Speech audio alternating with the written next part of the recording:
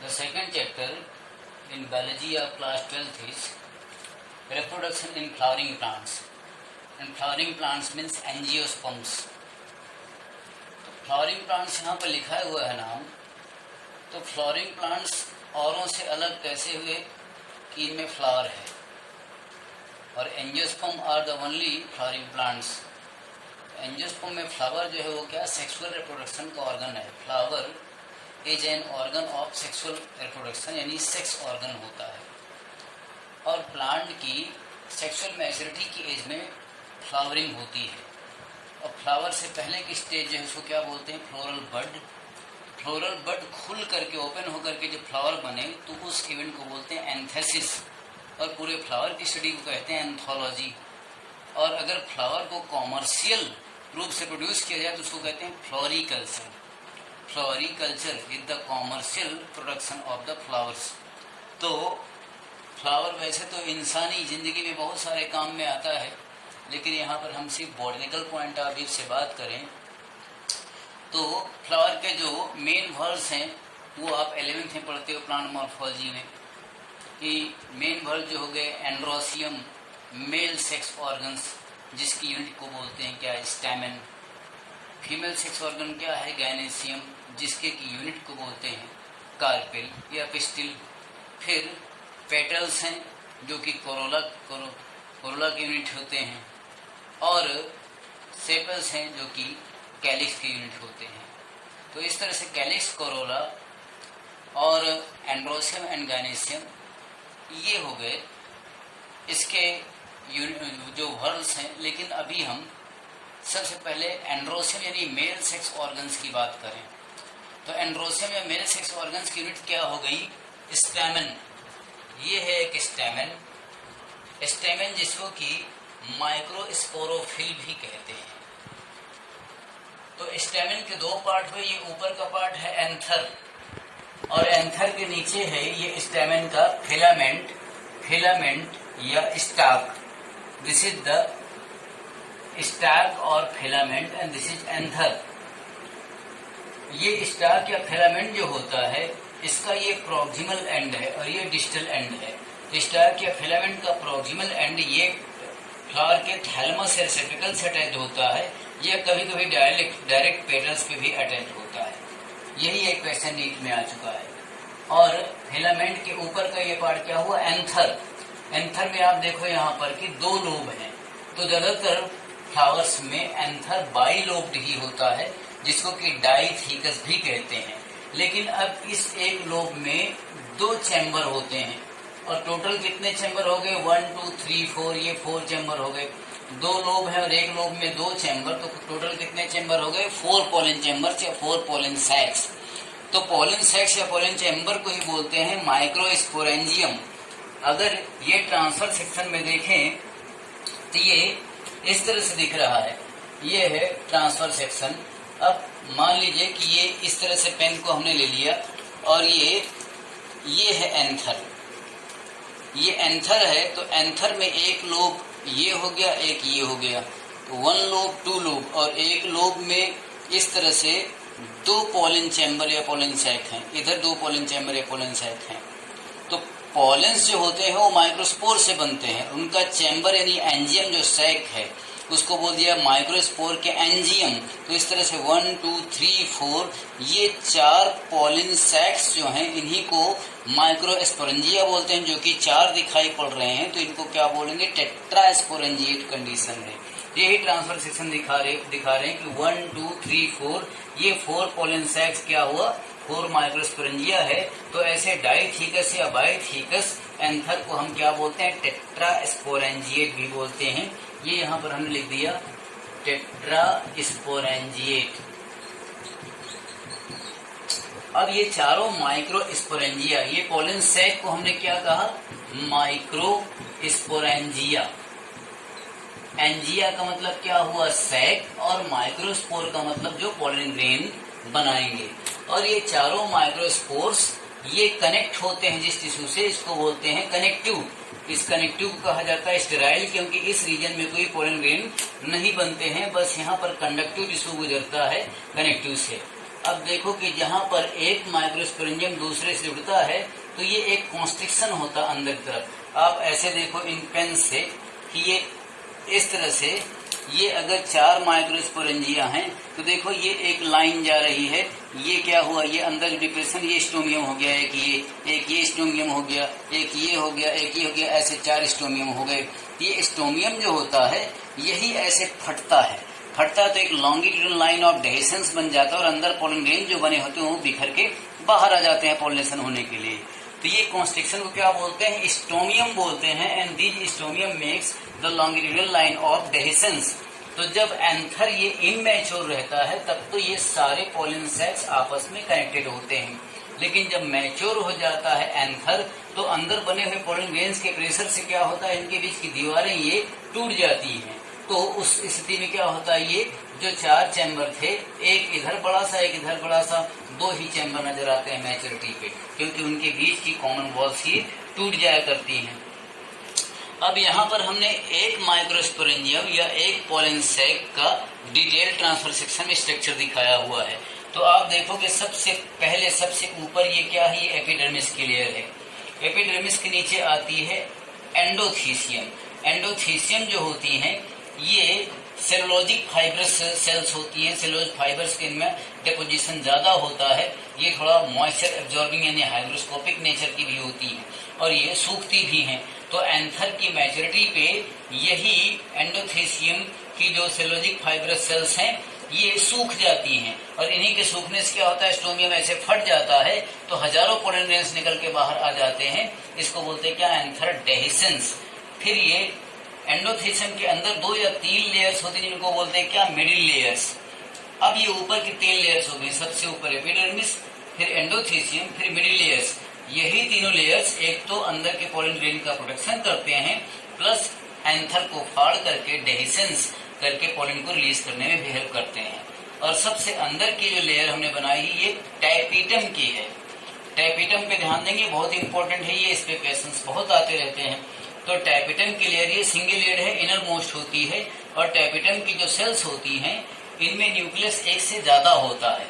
अब एक से ज्यादा क्यों, क्योंकि इसके न्यूक्लियस का डिवीजन तो हो जाता है कैरियोकाइनेसिस, लेकिन साइटोकाइनेसिस नहीं होती है, इसलिए ये बाई न्यूक्लिएटेड 2 न्यूक्लियस या उससे ज्यादा न्यूक्लियस इसमें हो सकते हैं टैपिटम में, जिसका कि साइटोप्लाज्म भी काफी डेंस होता है। अब यहाँ पर हम बता दें कि टैपिटम के अंदर का जो सेल्स है या टिश्यू, इनको बोलते हैं स्पोरोजेनस सेल्स। स्पोरोजेनस यानी स्पोर बनाने वाली सेल्स। कौन सा स्पोर, माइक्रोस्पोर। माइक्रोस्पोर यानी मेल स्पोर, वही माइक्रोस्पोर बाद में पोलन ग्रेन बन जाते हैं जिसको बोलते हैं मेल गेमिटोफाइट। खैर स्पोरोजेनस सेल से पोलन ग्रेन कैसे बनेंगे ये अभी हम बाद में बताते हैं, पहले ये बताते हैं कि ये टैपिटम की जो सेल्स हैं इनकी क्या खास बातें हैं। डेंस साइटोप्लाज्मिक होते हैं, बाई या मल्टीन्यूक्लिएटेड होते हैं और इनका काम होता है न्यूट्रीट्यूब यानी डेवलपिंग पोलन ग्रेन्स या माइक्रोस्पोर जो बन रहे हैं उनको न्यूट्रिशमेंट देना, न्यूट्रिशन देना। प्लस टैपिटम से ऐसे यूबिस बॉडीज के ग्रेन्यूल्स रिलीज होते हैं जिनके अंदर एक फैट रिच मटेरियल स्पोरोपोलिन होता है। Sporopollenin is a fat rich material जो कि यूबिस बॉडीज के अंदर पैक होता है, ये पूरा टैपिटम की सेल से रिलीज करती हैं। इसका काम होता है कि ये पोलन ग्रेन की आउटर लेयर एक्साइन में डिपॉजिट होता है जो कि पोलन ग्रेन को स्पोरोपोलिन की वजह से बहुत ही हार्ड और रेजिस्टेंट बनाता है। हार्ड का मतलब कि मजबूत, रेजिस्टेंट। हार्ड का मतलब यहाँ हमारा ये नहीं कि वो पत्थर जैसा कठोर ही होगा। फिर टैपिटम का मतलब टैपिटम का एक फंक्शन ये भी होता है कि एक स्टिकी पोलन की चिपचिपा मटेरियल रिलीज करता है जो कुछ पोलन ग्रेन्स को पोलिनेटर एनिमल्स के बदन में चिपकने में हेल्प करता है। जैसे इंसेक्ट्स की बॉडी चिपक गया, बर्ड्स की बॉडी चिपक गया, तो स्टिकी मटेरियल पोलन किट ये भी टैपिटम ही रिलीज करता है। और टैपिटम से एक एंजाइम कैलेज रिलीज होता है, कैलेज, जो कि कैलोज की पैकिंग होती है पोलन ग्रेन के ऊपर, उसको डिसॉल्व करने, फाड़ने के काम आता है ताकि पोलन ग्रेन्स पैकिंग से निकल के बाहर रिलीज हो सकें। अब देखिए ये जो अंदर की स्पोरोजेनस सेल्स हैं, स्पोरोजेनस सेल्स यानी स्पोर फॉर्मिंग सेल्स, इन्हीं से बनता है माइक्रोस्पोर मदर सेल्स या पोलन मदर सेल्स। तो माइक्रोस्पोर मदर सेल या पोलन मदर सेल्स, इनकी प्लॉइडी होगी डिप्लॉइड। अब इनसे बनना क्या है, मेल गेमिटोफाइट बनना है। और तुम्हें 11th की बात याद होनी चाहिए कि गैमेटोफाइट हमेशा हैप्लाइड होता है, स्पोरोफाइट वो डिप्लॉयड होता है। तो अगर जो है ये माइक्रोस्पोर मदर सेल या पॉलिन मदर सेल्स डिप्लॉयड, इसका मतलब कि ये स्पोरोफाइट की स्टेज का है। इसमें अब मियोसिस होगी, तो ये एक सेल है माइक्रोस्पोर मदर सेल या पॉलिन मदर सेल की, इसमें मियोसिस होगी तो 4 डॉटर सेल्स बनेंगी जो कि हैप्लाइड होंगी, और इन्हीं को कहा जाता है माइक्रोस्पोर्स। माइक्रोस्पोर्स यानी मेल गैमेटोफाइट बनाने वाली सेल्स यही पॉलिन ग्रेन में डेवलप करती हैं। तो मियोसिस से बने हुए हैं, जाहिर है तो ये हैप्लाइड होंगी। और यहाँ पर हमने दिखा है 4 पॉलिन ग्रेन टेट्राहेड्रल अरेंजमेंट में है, क्योंकि कई तरह के अरेंजमेंट होते हैं और इसके ऊपर ये कैलोज की लेयर में ये पैक रहते हैं और इसी को कैलेज एंजाइम डिजोल्व करता है तो पॉलिन रिलीज होने में हेल्प मिलेगी। टेट्राहेड्रल के अलावा और भी इनके अरेंजमेंट होते हैं। कहीं कहीं बहुत सारे पॉलिन ग्रेन इकट्ठा पैकेट बना देते हैं जिनको कि कंपाउंड पॉलिन ग्रेन बोलते हैं, या उस पैकेट को पॉलिनेरियम भी बोलते हैं, जैसे कि मिल्क वीड्स में होता है। मतलब जिन पत्तियों को तोड़ने से मिल्क जैसा निकलने लगता है उनमें मिल्क वीट प्लांट्स में ऐसे कंपाउंड पॉलिन ग्रेन के पॉलिनेरियम यानी पैकेट में ये पैक होते हैं।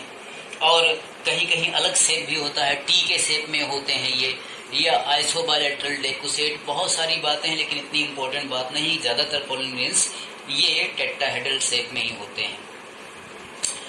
अब इनमें से कोई एक पॉलिन ग्रेन को हम देखें कि उसकी स्ट्रक्चर कैसी होती है। पॉलिन ग्रेन ज्यादातर स्फेरिकल शेप के होते हैं या ग्लोबुलर शेप के होते हैं, जिनका कि ये डायमीटर लगभग 25 से 50 माइक्रोन तक ये हो सकता है। पॉलिन ग्रेन ऐसे स्फेरिकल या ग्लोबुलर बूंदों जैसे होते हैं, 25 से 50 माइक्रोन तक इनका डायमीटर है। और इनमें 2 मेन लेयर हैं, एक बाहर एक्साइन और अंदर एंटाइन। अभी हमने बताया था एक्साइन की लेयर जो है स्पोरोपोलिन से बनती है। स्पोरोपोलिन एक फैट रिच रेजिस्टेंट मटेरियल होता है और इसको बोलते हैं कि ये स्ट्रॉन्गेस्ट या मोस्ट रेजिस्टेंट बायोलॉजिकल मटेरियल होता है, जो कि बहुत हाई टेम्परेचर और बहुत सारे केमिकल से भी रेजिस्टेंट होता है। इसको तोड़ना आसान नहीं होता है, बहुत हार्ड होता है। इसलिए जो पॉलिन ग्रेन्स मिट्टी के अंदर, चट्टानों के अंदर पड़े रह जाते हैं तो उनके चट्टानों पे फॉसिल्स बन जाते हैं।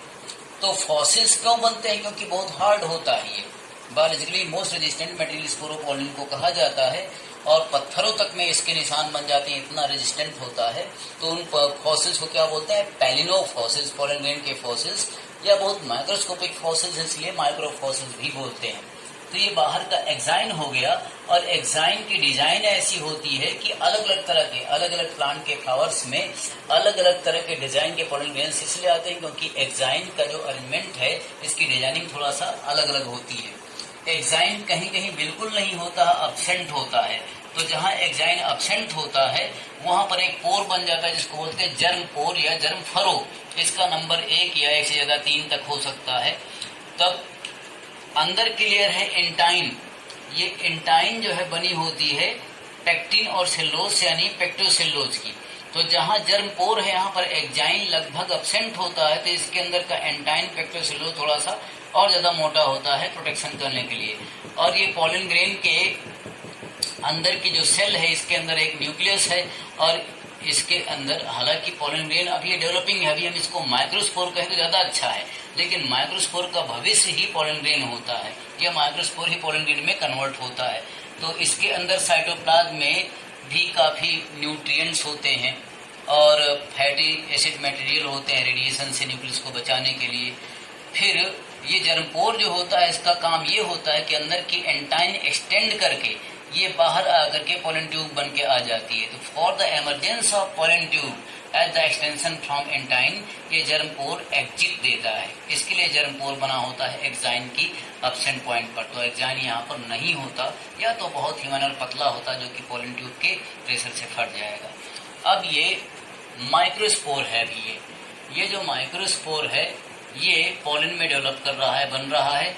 तो इसके न्यूक्लियस में माइटोसिस हुई, उसके बाद साइटोकाइनेसिस हुई, 2 सेल बन गई। तो एक ये बड़ी वाली सेल बन गई, इस बड़ी सेल को बोलते हैं ट्यूब सेल या वेजिटेटिव सेल। ट्यूब सेल इसलिए क्योंकि यही सेल एक्सटेंड करके पॉलन ट्यूब बनाती है। वेजिटेटिव सेल इसलिए बोलते हैं क्योंकि ये न्यूट्रिटिव होती है, इसमें काफी न्यूट्रिशन होता है और ये कोई गैमीट नहीं बनाती है। दूसरी जो डॉटर सेल बनी वो जनरेटिव सेल है। फिर से ध्यान दें कि माइक्रोस्पोर के न्यूक्लियस में माइटोसिस हुआ तो माइटोसिस से दो सेल्स बनती हैं। अब चूंकि ये न्यूक्लियस पहले से ही हैप्लॉइड है तो जाहिर है कि ये दोनों सेल्स हैप्लॉइड ही होंगी, क्योंकि माइटोसिस से बनी हुई सेल्स की प्लॉइडी वो चेंज नहीं होती है। तो बड़ी वाली ट्यूब सेल भी हैप्लॉइड है और छोटी वाली जनरेटिव सेल भी हैप्लॉइड है। लेकिन बड़ी वाली ट्यूब सेल जो होती है इसका डेंस साइटोप्लाज्म होता है, जिसमें कि न्यूक्लियस ये बड़ा और इरेगुलर होता है। अब इसी सेल के साइटोप्लाज्म में दूसरी वाली सेल, इसकी सिस्टर सेल जनरेटिव सेल, ये फ्लोट करती है, इसी में तैरती रहती है, यानी दोनों सेल अलग नहीं रहती हैं। एक छोटी सेल ये बड़ी वाली सेल के अंदर होता है और जनरेटिव सेल जो होता है ये इस तरह से एलिप्टिकल शेप का होता है, उसका न्यूक्लियस छोटा सा होता है।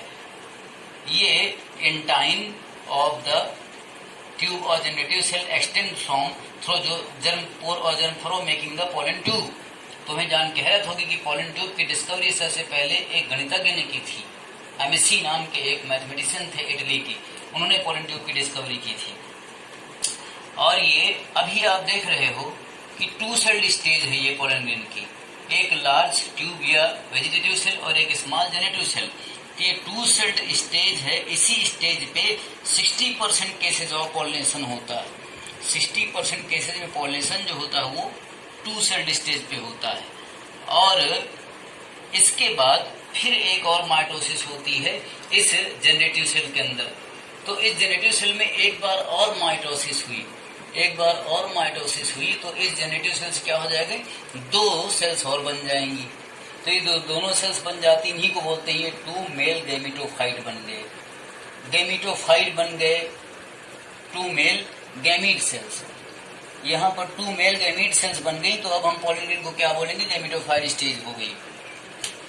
फिर से बताएं कि जनरेटिव सेल में एक बार और माइटोसिस हुई तो टू मेल गैमीट्स बन गई, और मेल गैमीट्स होने की वजह से अब पोलन ग्रेन को क्या कहेंगे, गैमेटोफाइट कहेंगे, मेल गैमेटोफाइट।